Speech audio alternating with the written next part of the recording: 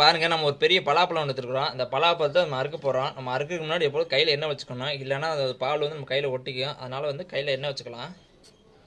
எண்ணெய் வச்சு நல்லா தடவிக்கலாம். தடவிட்டு நம்ம வெட்ட போகிற கத்திலையும் எண்ணெய் வச்சுக்கணும். அப்போ இதில் இங்கே ஒட்டாது.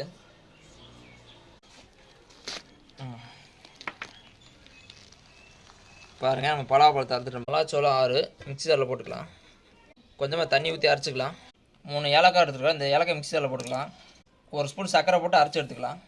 நெய் விட்டுக்கலாம். ஒரு 2 ஸ்பூன் அளவு நெய் விட்டுக்கலாம். முந்திரி பருப்பை இந்த நெய்யில் போட்டு வறுத்துக்கலாம். உளுந்த திராட்சை ஒரு 10 எடுத்து எடுத்துக்கலாம். அதையும் இதில் போட்டுக்கலாம். 1க்கு 3 தண்ணி வச்சு அந்த கப்பில் அளந்து ஊற்றிக்கலாம். கொஞ்சமாக உப்பு போட்டுக்கலாம். மிக்ஸி ஜாரில் போட்டு அரைச்சி வச்சுருக்க பலாப்பழ சாறை வந்து இதில் ஊற்றிக்கலாம். ஏலக்காய் பொடி இதில் போட்டுக்கலாம். மஞ்சள் கலர் கேசரி படம் கொஞ்சமாக போட்டு நம்ம எடுத்து வச்சுருக்க 100 கிராம் ரவையை இதில் கொஞ்சமாக போட்டு கிண்டிக்கலாம். 100 கிராம் ரவைக்கு 200 கிராம் சர்க்கரை எடுத்துக்கலாம். 200 கிராம் சர்க்கரை இதில் போட்டு கிண்டிக்கலாம். ஒரு 50 ml எண்ணெய் ஊற்றிக்கலாம்.